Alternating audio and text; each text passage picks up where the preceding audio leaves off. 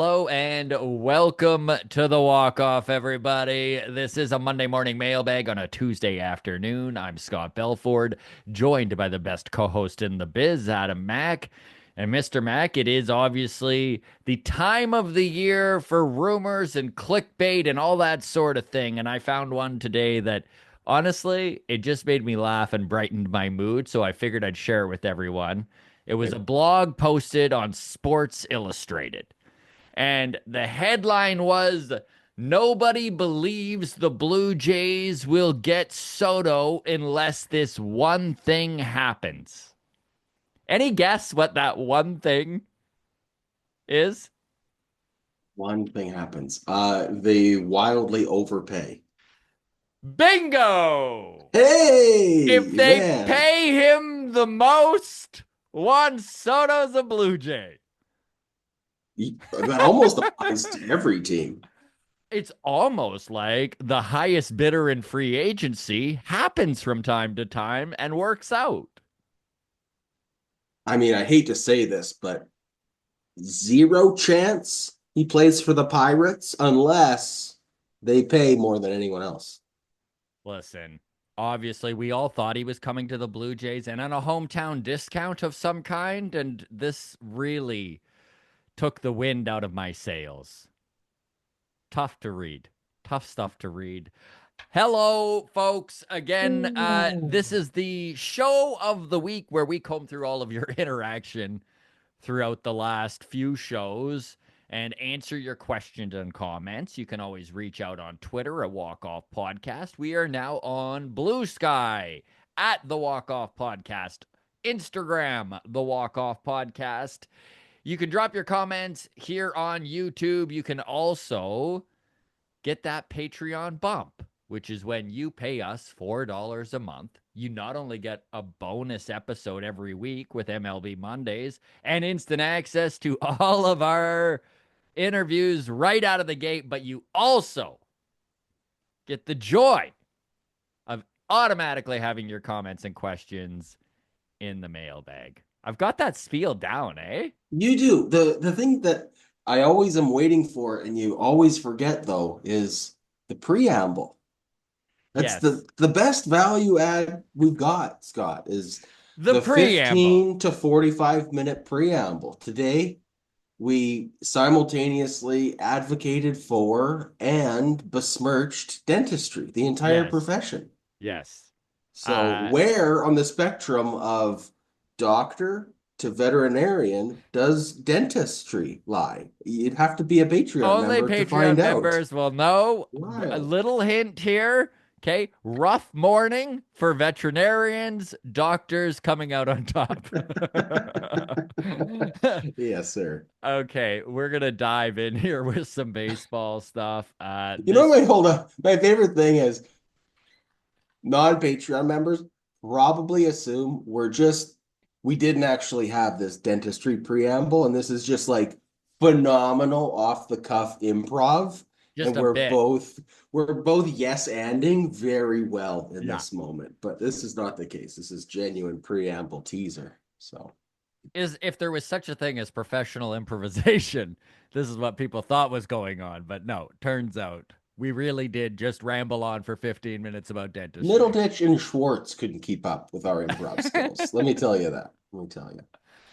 All right, we're gonna start with my favorite comment slash question of the mailbag, and this is why we're going first with it. And it's not even about the Blue Jays, but we were mentioning Paul Skenes and him winning Rookie of the Year, and how somehow the Pirates managed to thread the needle between getting extra draft pick for him winning Rookie of the Year, but also not getting that draft pick because they did not give him enough time in the big leagues. So he managed to have enough time to win Rookie of the Year, but also not brought up soon enough to get a pick. And so this is from at Bleacher 70. He DM'd us. He said, "The Pirates, LOL. Growing up, I loved the Pirates, but I've almost all but lost interest in them over the last 30 years. What a joke organization. They collect revenue from other orgs. It's their big money maker. They make profit and do nothing but act as a farm system for other teams. I love the fact that they are paying a price for Skenes winning Rookie of the Year. It's just a matter of time before he becomes a Yankee, Dodger, Ugh. or whatever other organization. And as much as I would like them to, the Pirates will never ever take advantage of this window of opportunity with him as their ace. They lucked into him by stinking horribly and don't deserve it.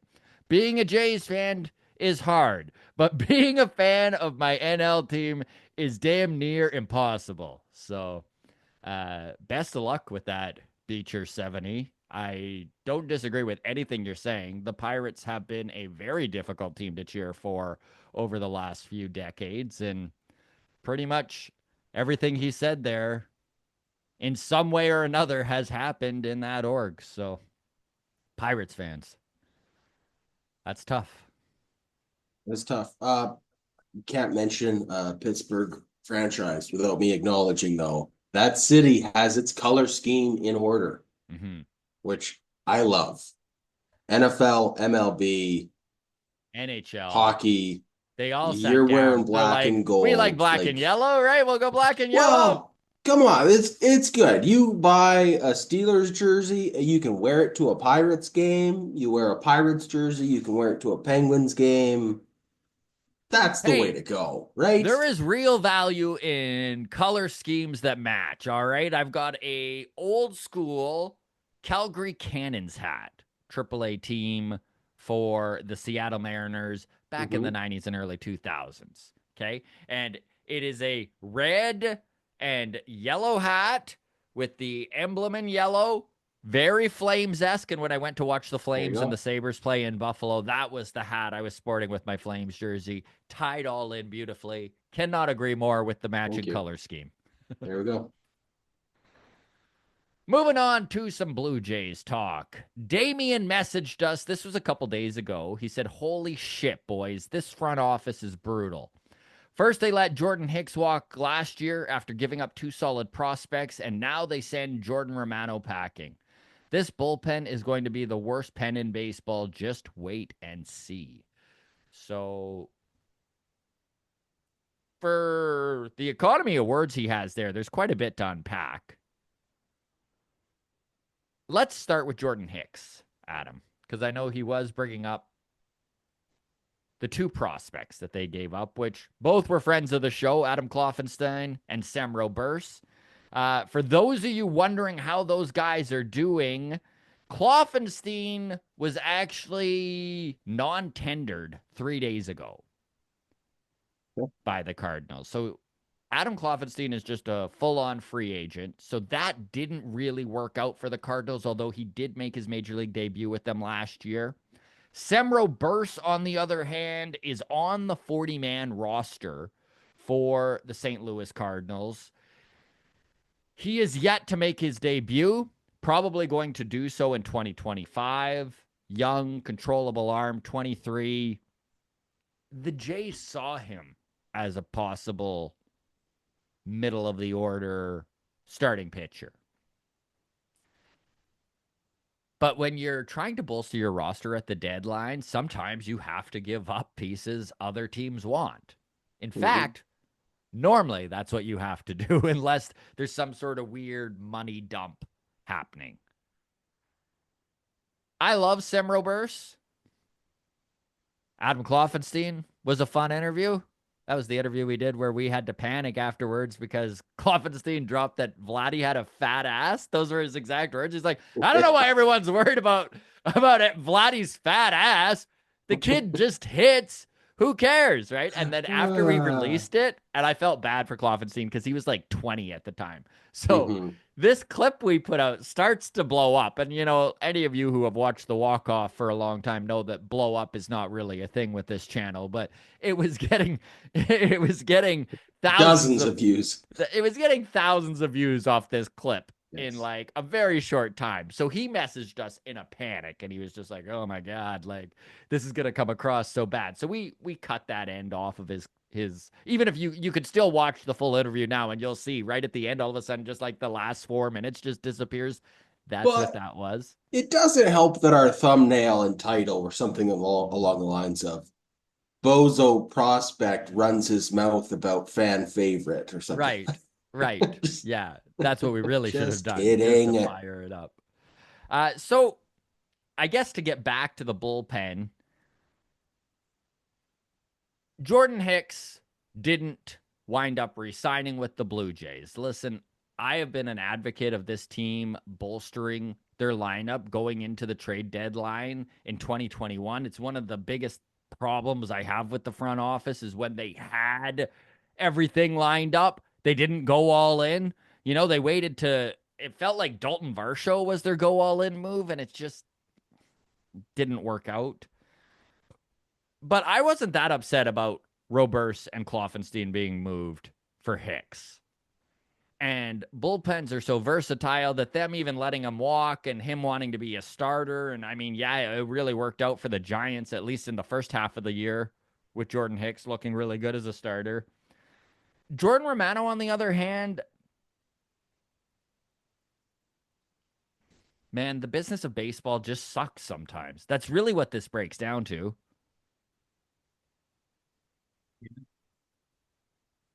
I mean, there's Yeah. not much else to say about it. His elbow is obviously, they've got all of the reports on his injury. They know his progress with where he's at, how close he is to being as dominant as they need him to be at the back end of the bullpen. And they obviously felt for the $7.5 million that he was owed, that it was just better worth the money to let him go and try and bolster the bullpen from without. What was he? Was he expected to be ready for the start of next season? Yeah, he's supposed to be ready come spring training. According to reports, again, the Blue Jays are probably going to hold the cards pretty close to their chest when it comes to this sort of stuff. And I mean, we talked about it, Adam. His numbers have been so good outside of the 15 innings he pitched last year injured and the 15 innings he pitched in his rookie season. Everything else is elite, top 10 closer in the league type of numbers.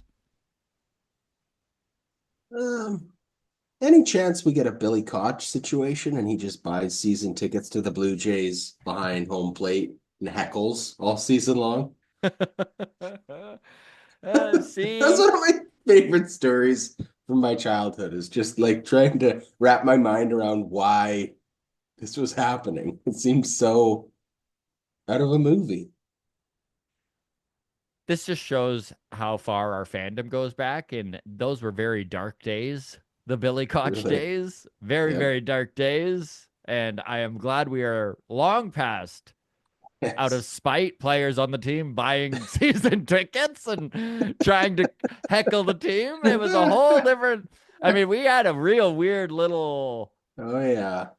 package of years there between the what was it, Tim Indeed. Johnson, right? The Vietnam vet manager who never Yeah. went to Vietnam, and Billy Koch buying season tickets, and Shea Hillenbrand Oh writing this my is a God. sinking ship. I mean, when the most Yeah. exciting things with your organization going on are literally like disasters, not good. So hopefully this is not the case right now. We all know how important 2025 is and the decisions that are made this offseason and whether or not this front office is scrapped by the end of next year and we're starting from scratch. Either way, a lot of implications involved in this offseason.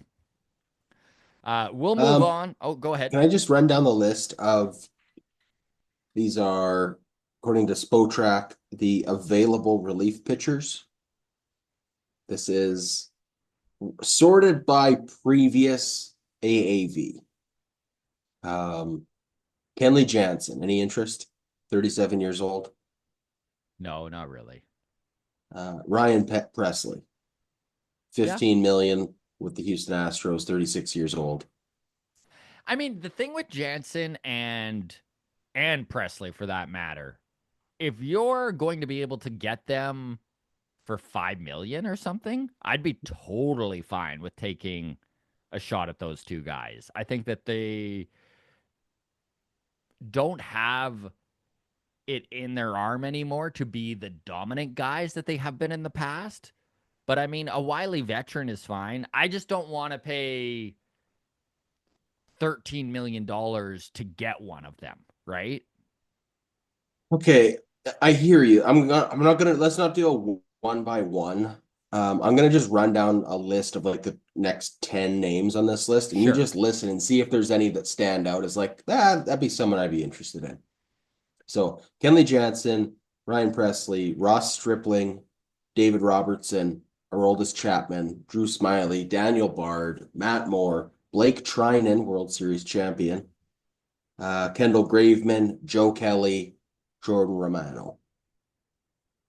I mean, Blake Trinan is close to the top of that list. Yeah. Uh, who knows? Maybe they can circle back on Jordan Romano and get him 2 years for 7 million.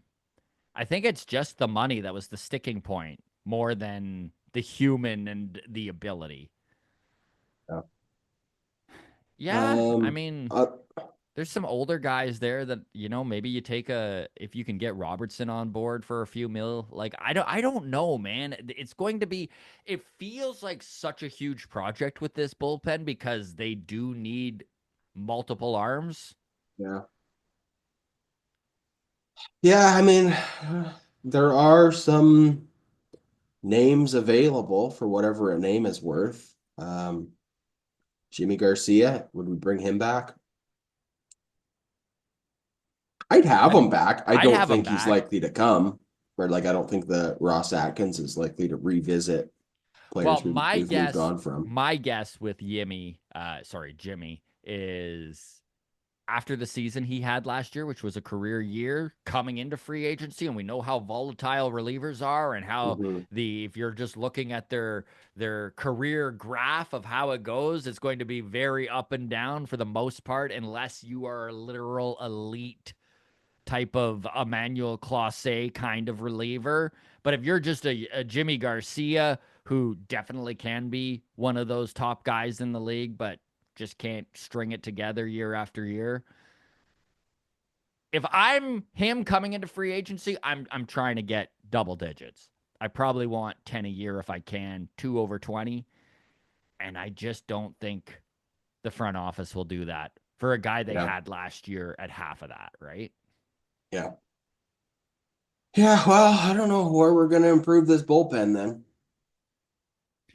The two internal options that are possible are also both friends of the show, but TJ Brock, who hits 100 pretty regularly, has really moved up the ranks when it comes to pitching depth out of the bullpen.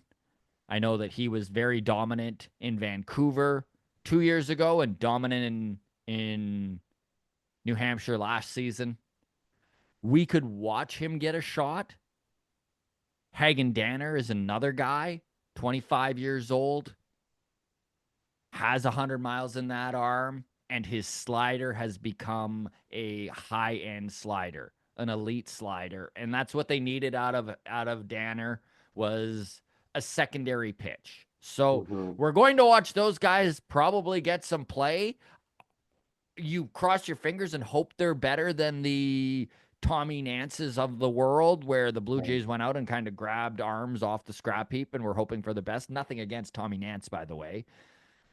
I just don't know if Nance slotting in as your number 3 reliever in the bullpen is good news, right? It's not where you want to be.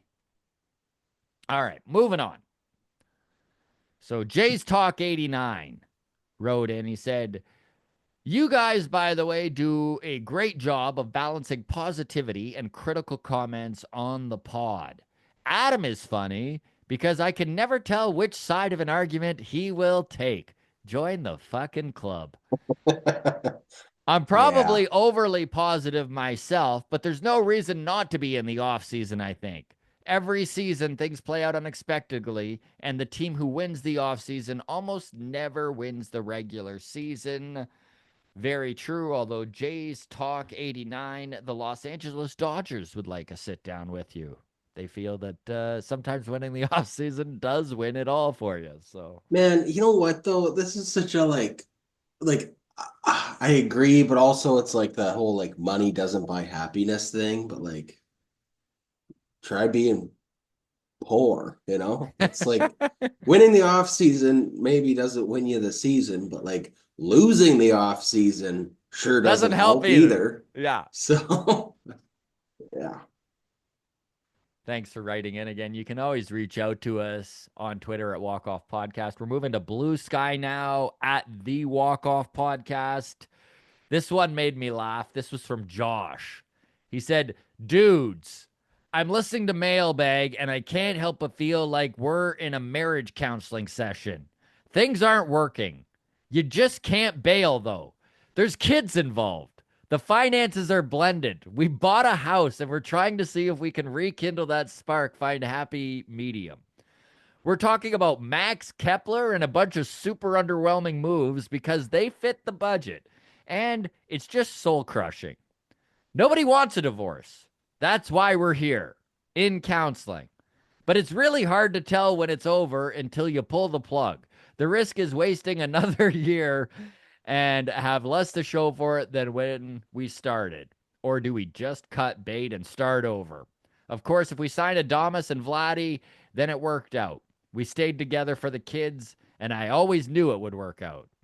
Uh, First of all, great little metaphor there, Josh. Mhm. Truly does what it feels like for this off season where like Adam, I feel like we're constantly bartering with ourselves. Like we're in the middle of a negotiation with ourselves as to how we can get back on board with this team we love and has done nothing but disappoint us for the last year plus.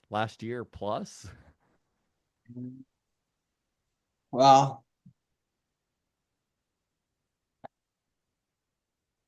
maybe there's light at the bottom of the well, you know? Like maybe there is just that. Where light normally goes to just hang out. We're exactly right. You know the old cliche, it's If you lightest at the just keep bottom of the digging, you'll well. hit the light. You'll hit the light. Yeah, the core of the earth is well lit. Look, I don't know. I guess the toxic positivity here is like maybe they paint themselves into such a terrible corner that there just is a reckoning. There is a like gotta do it. Like we Mm. just can't keep toiling with the thought of like positive regression will save us all. You know, like At what point, let's say the top bid for Soto yeah, is $670 million. yeah, I know what you're talking about here, which is kind of a fuck it moment, right? Where they have painted themselves into a corner, and you know what? The extra 40 million it takes to get Soto, they go for it. yeah, I don't think it's so hard when you're dealing with these numbers as fans because I don't fucking. I mean, honestly, folks, this is going to sound crazy. The difference between $500 million and $800 million to me is it doesn't even compute. You know, like it's just like, what's what's another few $100 million when you're already talking hundreds of millions of dollars? yeah. So I do Yeah. wonder if there is a tipping point where they're just like, yeah, 670 and it's going to take us 40 more million for you to come to Canada and an extra year. I guess we do it. Boy, are we getting delusional here, eh, buddy? Well, this is the thing. It's like one extra year on a 5 year contract, you're talking like a 20% increase, right? Yeah. One extra year on a 15-year contract, you're talking about less than that. Right. Like proportionally, it's such a smaller risk. Like whatever. Are the last few years of Juan Soto's contract going to be like, ugh, we're paying this guy 45 million a year to play 70 games at DH? That's tough. You know, again, yeah, hopefully you've got a few World Series banners and you're okay with it. It didn't work out with George Springer, but whatever. But like whatever the cutoff is, he's 26. Let's say you get 10 more good years out of him until he's 35, 36, right? You're And then going to what? You have cross four bad years at the end anyways. What's a fifth? What's and a fifth bad year you at cross that your point? fingers as the organization who went 15 years with Juan Soto, and you hope those last 4 years include some sort of crazy Hall of Fame chase, right? Where you're like, Sure. is Yeah, he he's gonna hit chasing 800 home 500? runs or Yeah, yeah, whatever. whatever it is. Yeah. So yeah, for sure. Like the idea of if we're in for 670, but we're not willing to go 710 is crazy to me. Again, it's Like, not my money, and and I'm I not don't. even, It's such a huge amount, but I feel the exact same way. yeah, like just whatever. Like it's if it's just literally you're adding one more year and it's like I Like if don't you're understand the already logic behind incredibly saying that's the fiscally, tip, that's the breaking point. Like, yeah, like nope, if you're we can already suffer through irresponsible, four bad years of overpay at the end. We can't suffer a fifth though. A fifth will tank. It'll ruin the franchise. If we have to do it a fifth time after a decade of having an awesome player, four, we're okay with that. Five, no way. It's just I'd go six. Why not? if Like you're going I'd to give him 770 over 16 years if that was what it took to get it done.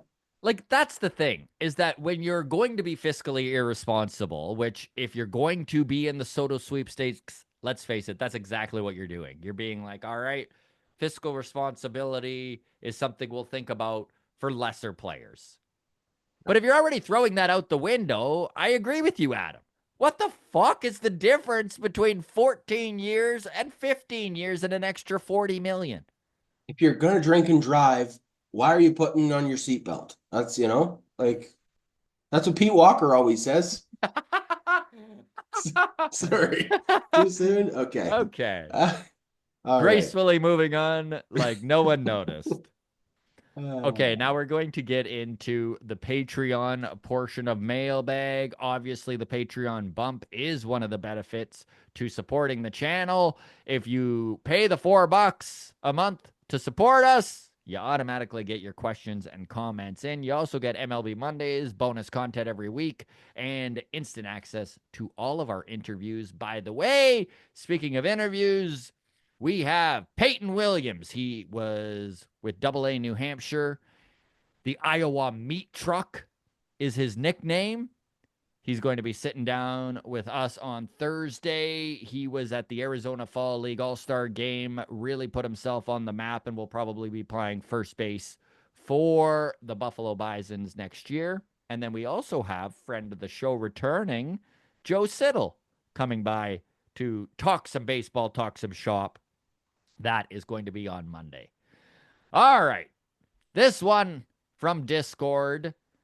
Now, Discord was talking about Jordan Romano.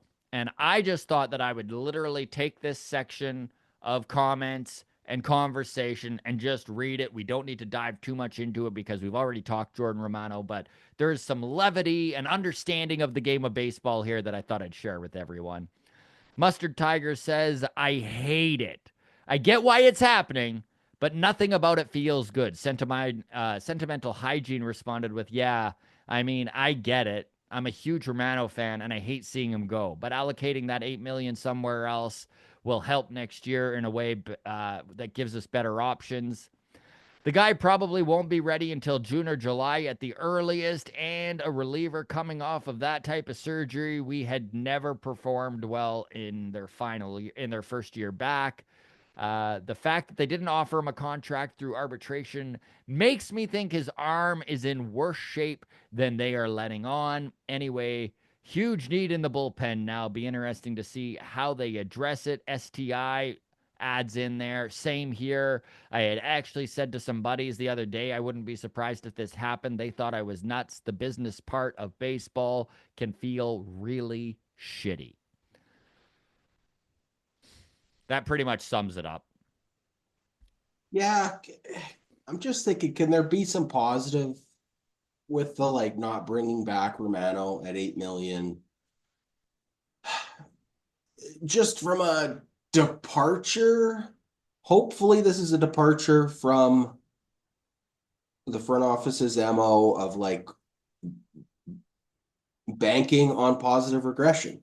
Yeah. Because this could have been, for sure, could have been a candidate to been like, yeah, we're going to run it back with Jordan Romano. Obviously, he had a bad year with the injuries and stuff last year, but we know what he's capable of. And as long as he's back to being one of the most dominant closers in the league, then we'll be fine. And It's so they're hard. acknowledging that, like, hey, we can't just expect that to just be the norm, to just bounce back to what he was before. And I sure hope you're right, my man. I really do. It's so hard to judge right now, November 26th, looking at the landscape, and it's like nothing's been fucking done, right? Like nothing's been done.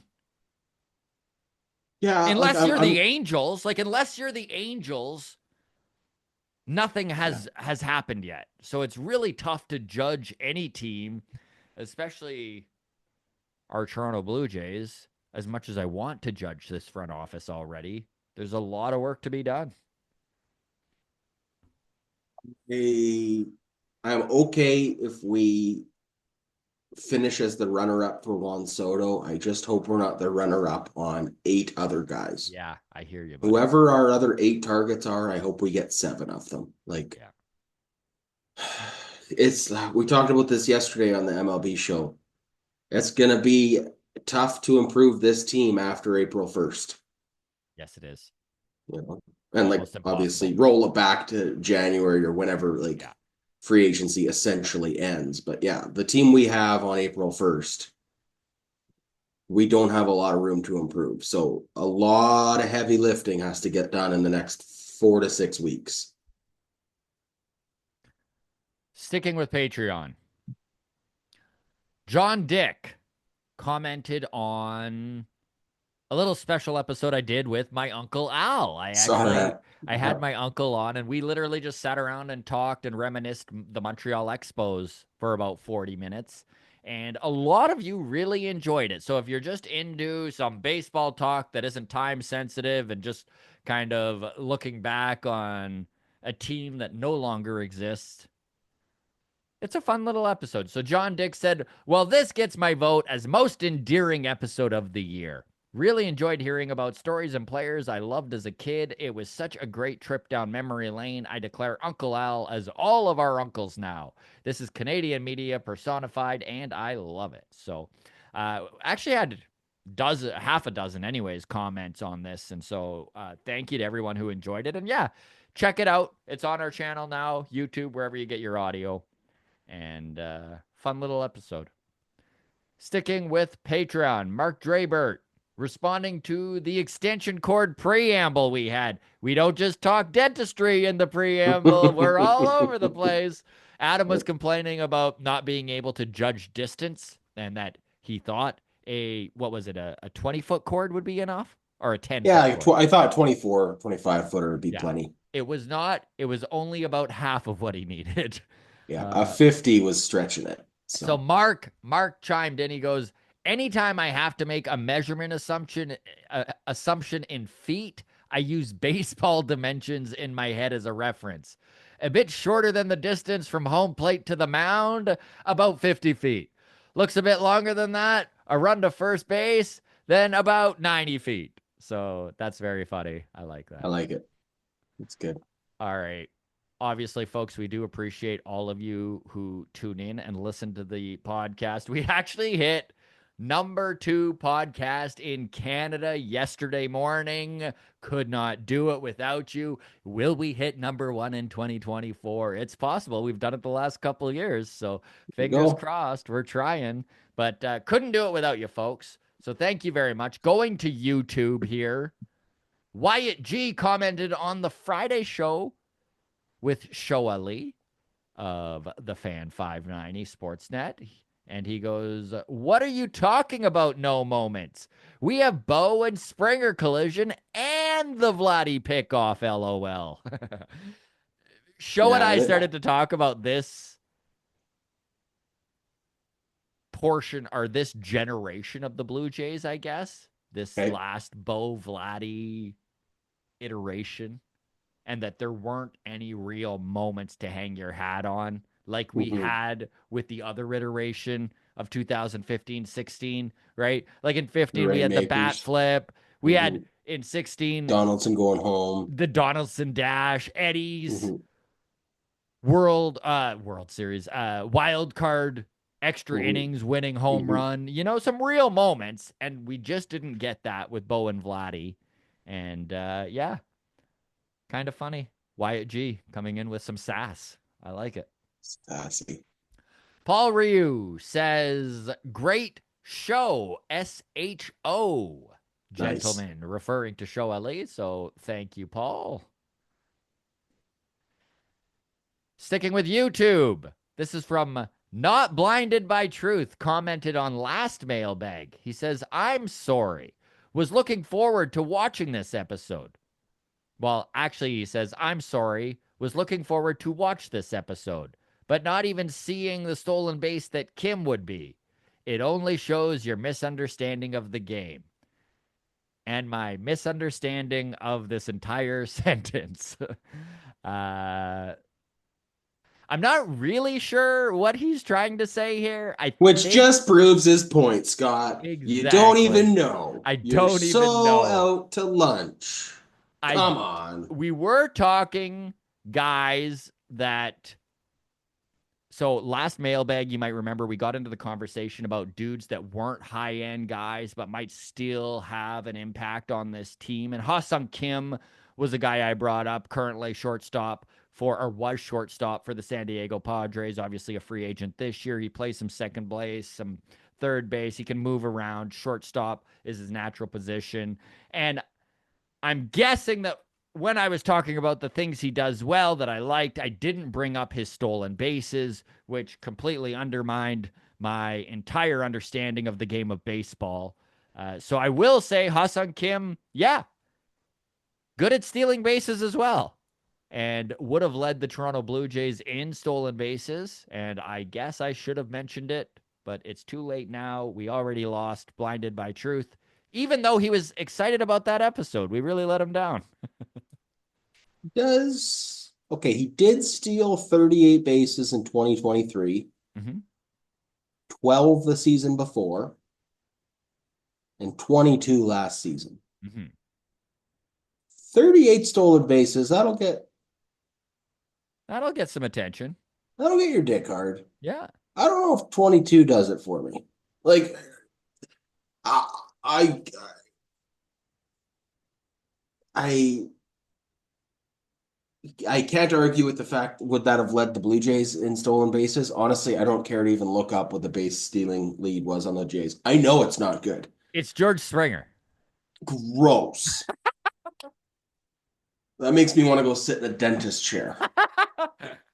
Um, Get Adam but to a vet. but but that saying a guy would have led the Jays in stolen bases is not in itself an exciting accomplishment. So yeah, I don't know. 38 was a nice number. 22 feels like the Blue Jays for sure need more 22 stolen base guys. I'll Yes. I'll acknowledge that.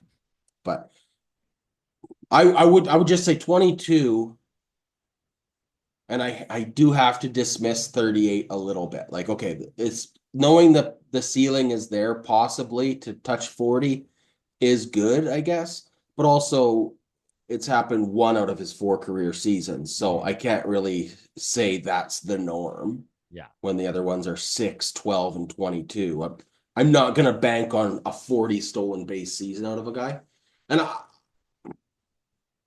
I would just say 22 is a nice piece on a guy you already like, but for me, it's not enough to take notice of a guy and go, "Hey, this guy's got real speed potential." Mm-hmm. So, like, I don't know. Hassan Kim doesn't get me excited. Well, you got my back, but I will say he does have some stolen bases, and I guess according to Not Blinded by Truth, I should have brought that up, but I did not. So here we are. He's he's got a career OPS plus of 99. Yeah. I'm just saying, legally speaking, a below average hitter Yes. with like And insignificantly good stolen bases. It's just not, I'm just saying, if we're gonna have a guy that's like a below average hitter, give me a guy with like real speed who's like Ellie De La Cruz on the base paths, who's like a threat at any moment to be standing on third. Like I don't know. And I don't think Hassan Kim is that. I think he, like, again, a legitimate base runner, good for him.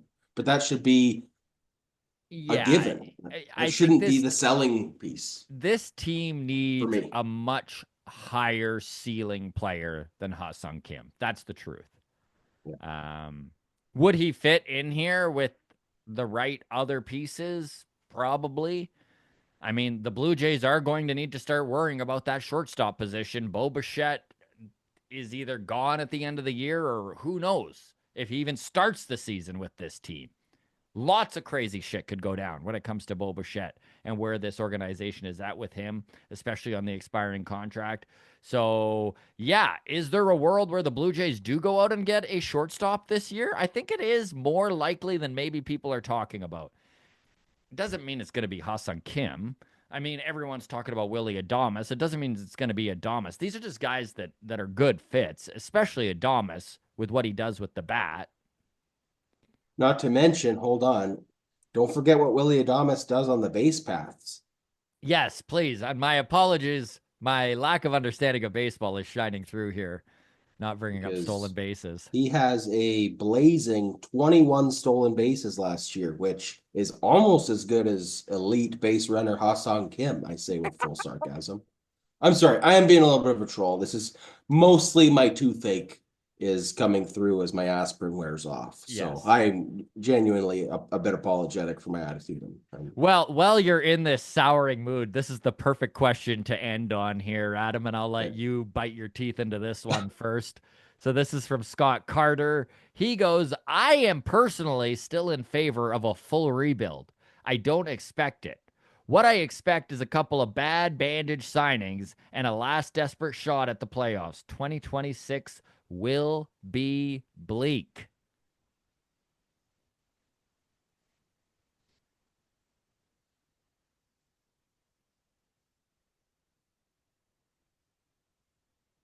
I am like opposed to a rebuild the same way I'm opposed to like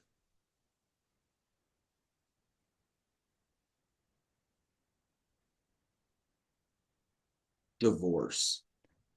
Like there was a breakup analogy earlier in the Yes. mailbag here, and that's kind of, yeah, where I think it fits. Like sometimes it's necessary. Sometimes you've married the wrong person or people change or whatever you want to say about it. Um, the rebuild of it all, I do feel like, as weird as it is,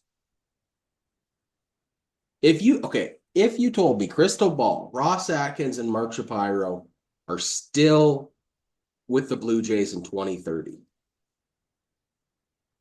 would I have more confidence in that 2030 season if we had been watching Ross Atkins like scratch and claw to hang on to his job?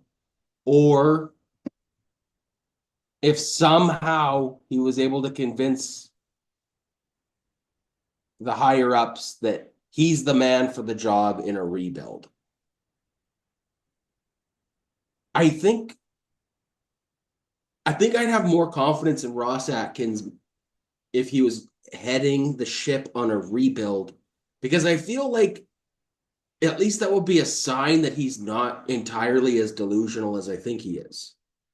Because it does feel like, as much as we don't want to admit, I've been sleeping on the couch for the last year and a half. Like this marriage isn't getting better. At some point I gotta go look for an apartment. We gotta go rebuild my dating life, my whatever. I don't know. Yeah. It's kind of a broken analogy at this point. But yeah, I don't know, man. I do recognize that 40 minutes ago I was saying overpay for Juan Soto. Let's bring him in, whatever it takes. But also, like, yeah, short of that, The thought of like Bo Bichette and Vladdy not being Blue Jays next year and us being like, well, at least we got a couple compensatory draft picks. That's good. Is like, what now? Yeah, Like yeah, 12 months from now could be disgusting. it really could. It could be absolutely garbage. It could be the worst. So The uh yeah, I the don't the know. Toronto Blue I said it yesterday, Jays, man. Is that like the Toronto Blue Jays farm system currently sits at 22 out of 30 teams. They do have a 7% chance of the number one pick in all of baseball, which also goes to show you how incredibly off the rails the 2024 season wound up. This was a front office that rolled back a team that had very big holes going into 2024 and expected, much like Adam had brought up numerous times, positive regression, right? Some of your favorite terms. We can't just say improving, we've got to say positive regression. And it just didn't work out. And now they're in this weird spot where a year away from Bo and Vladdy being free agents, I mean, the responsible thing to do probably is to rebuild. But here, here's this, Scott.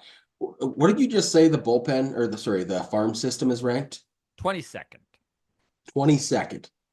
So would you rather, and this goes for everybody listening or watching, because I already know my answer and I hate it. Would you rather, let's say we lock up Bo and Vladdy, 10 years, whatever, right? At reasonable contracts, okay? Would you rather, and when I say rather, I guess I'm qualifying it as would you feel better about our chances at a World Series, okay? With Bo and Vlad and the 22nd ranked farm system, or we don't have Bo or Vlad, but we have Willie Adames and Pete Alonso and the 12th ranked farm system because of the prospects we got from trading Bo and Vlad tomorrow. I don't know, man. That's a tough question to answer. I don't know how I feel about that. I might be a little biased just because I am a Blue Jays fan and already have these emotional attachments to Bo and Vlad. Their age keeps coming to my head too, 25 and 26. And I mean, you're bringing in Pete Alonso, 30, and Willie Adames, who's 29, going on 30. You know, you are kind of pushing that window further away from where you want to be, which is the meat of your core's prime years, right? 26 to 32. I I'm with you, but here's the other consideration is there's still that risk of 12 months from now. You have the 22nd ranked farm system. Sorry, let's say 21st because of the compensatory draft picks, and you got yes. some real gems there. And no Bo and no Vlad.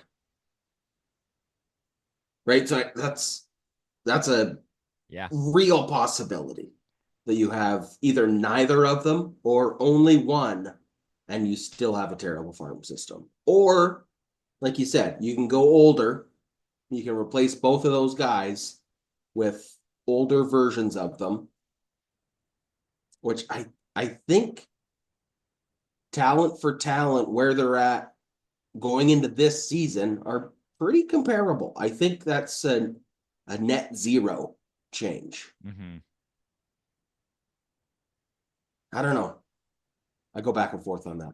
But the farm Drop your system comments will be way below. better Grounds crew, let us know. We'll because, tackle this next mailbag. yeah, Feel free to let us know. Where are you at? Do you feel better about a rebuild and a higher ranking farm system? Do you feel better about moving Vlad and Bo out and trying to continue this window with different guys and hoping that you're improving the farm system with draft picks? I mean, the wider range of choices that this front office has right now, I think, is driving us, the fan base, totally insane right now because we have no idea what they're mm-hmm. going to do. Right? Like, we're just taking them at face value and what they're saying, which is that they're going to try and compete in 2025. But you look at the roster and you're like, oh man, there's a lot of holes. How do they plan on doing this? Not that it's impossible. Very good front offices have pulled stuff like this off before, but my doubt is that this is not a very good front office. So Well, you know how you make a top 20 prospect into a top 10 prospect? You trade away 10 prospects ahead of them, Yeah. right? So all of a sudden, Yeah. CJ Van Eyck is a top 5 prospect. Don't Because we look too cleared out closely at our how he top got five there. guys. Yeah. Right. So, Awesome. All right, folks. That has been Mailbag. Thank you so much for listening. If you are a Patreon member, double thanks to you. That extra $4 goes a long way. We couldn't support this channel without you. You can always reach out on Twitter at Walk Off Podcast, Blue Sky at the Walk Off Podcast, Instagram the Walk Off Podcast, and feel free to drop your comments below on YouTube. We try to get to as many YouTube comments as possible. Thank you to all of our audio listeners. We would not be the #2 ranked baseball podcast in the country without you folks. Have a great week. We will talk to you on Friday. Take care of yourselves.